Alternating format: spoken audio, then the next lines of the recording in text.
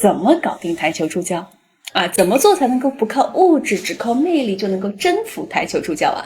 答案就6个字：懂人性，玩阳谋。如果你不知道什么是阳谋，如果你想学人性，那我建议你一定要去读一下三国。比如草船借箭，对吧？利用了曹操的多疑，利用了人性的趋利避害，最后用20艘草船借来了10万支箭。再比如火烧新野啊，利用了曹军的傲慢，利用了人性的急功好利啊，最后呢用一场火攻扭转了局面。而我今天要讲的也是丞相的典故之一，七擒孟获。我会用一段实战让你们看看强男是怎么七擒台球助教的。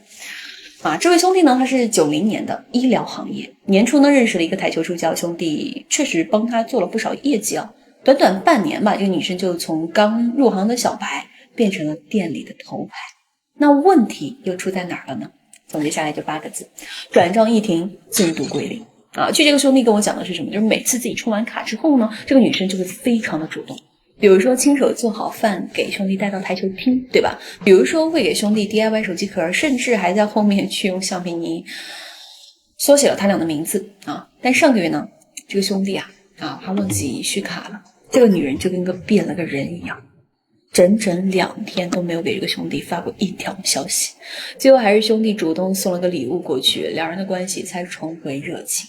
这个呢就让兄弟很难受了他当时这么跟我说的，他说：焦哥我是很愿意给女人花钱的，对吧？但是我不想以后的每一段关系都得靠钱。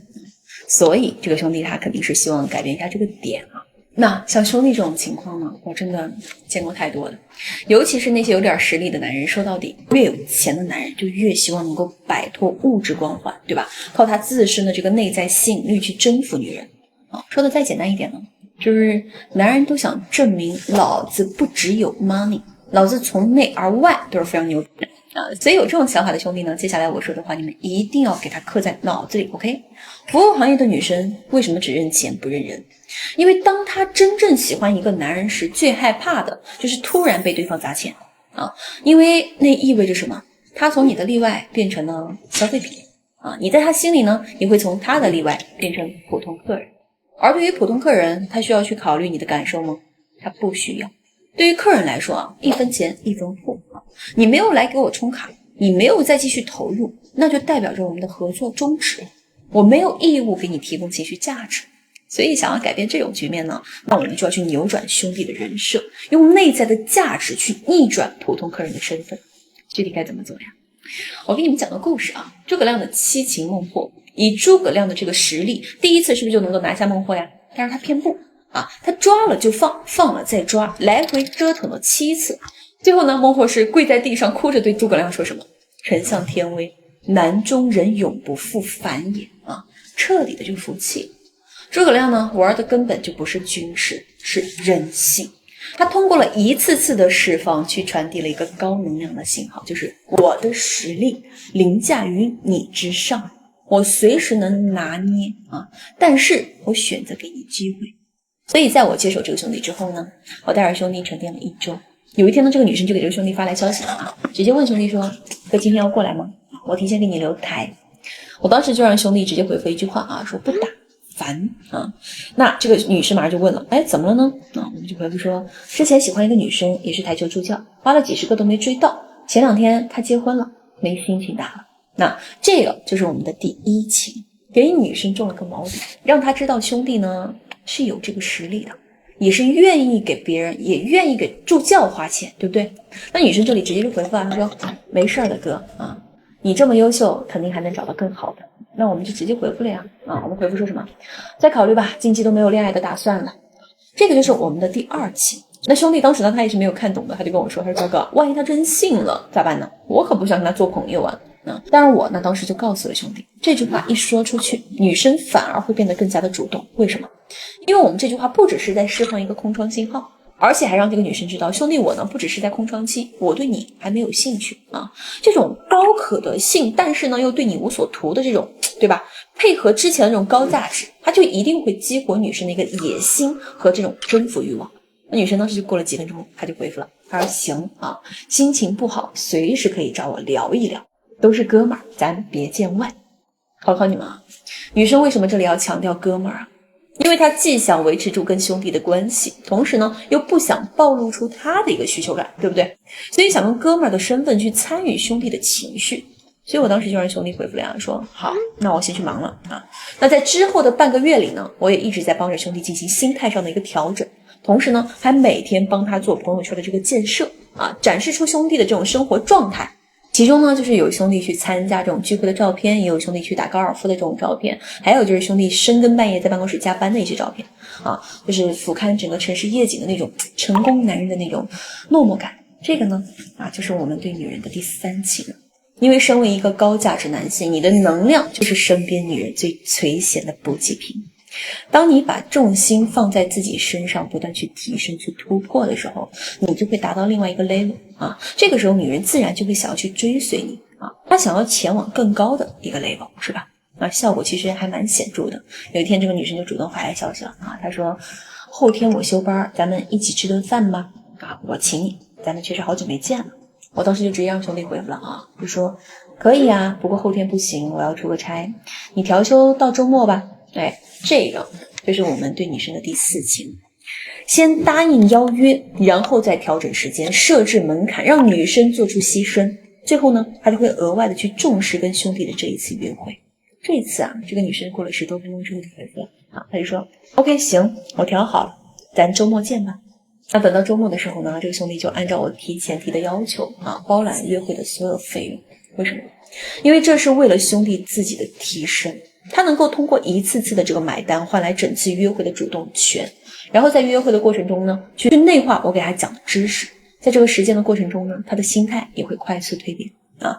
而这种内核层面的提升，说实话是单方面去花再多钱都很难做到去买到的。后续的约会呢，其实还蛮顺利的。这个女生全程都是自己在找话题去补给这种氛围感啊，甚至还会主动去给这个兄弟剥虾啊。等到约会结束之后呢，这个女生还邀请兄弟去小酌2杯。不过这一次呢，我让兄弟直接拒绝，并且还跟他说了什么：喝酒就算了，晚上我还有个会议。不过你今天表现真的很不错，我心情好多了，谢谢你啊。然后呢，咱们就拿出了一个提前准备好的一个小手包啊，也不贵，2000多啊，就2000多啊。重点呢在于这个奖励的过程，这个就是我们对女生的什么第5情。通过正面肯定加实质反馈去强化女生的付出意识，让女生知道什么，兄弟我呢还是愿意给你付出的，只不过这个付出的前提是需要你先满足兄弟的情绪价值。这个框架的树立，它就是在一点一滴中慢慢给女人灌输到脑子里、潜意识里，知道吗？那当天晚上呢，这个女生回家后还主动把兄弟的礼物发在了朋友圈，配文说什么惊喜和意外不知道哪个先来，但幸运的是有人愿意给我意外的惊喜。哎，后面呢她还配了3个非常开心的表情包啊。当然了，这条朋友圈有可能是仅兄弟可见的，但是这重要吗？不重要。因为即便是仅他可见，但只要女生她做了这个动作，就证明她已经开始去重视这个兄弟的想法，是不是？那之后呢，我又带着兄弟主动去跟这个女生去拉扯了几天，然后我们就可以选择主动出击了。我当时让兄弟发了条消息给女生啊，说心烦出来喝点啊，这女生直接回复说今晚不行有客人啊，我们就直接回复说那我约别人了，跟你报备一下。来，这个就是我们的第6情。一句约别人就是在展示行情和稀缺属性，一句报备一下又给女生一种什么感觉啊？就是给到这个女生好像类似于女朋友的感觉。那这2种感觉混合在一起，这个女生肯定会懵的呀，她会不自觉的去想，哎，这男的到底什么意思啊？啊，他到底喜不喜欢我呀？我真的要让他去约别人吗？毕竟这段时间的这个相处下来啊，女生她已经投入了非常多的情绪成本了，所以她想的越多，她就会越不甘心。那果然这个女生呢，过了没有几分钟，她就说了，她说我10点下班，你到时候来这里找我 A40 桌啊，直接发了一个酒吧位置。你看这就是效果呀，先展示你的稀缺属性，再给到女人专一属性，那女人她就会对你产生非常强烈的占有欲。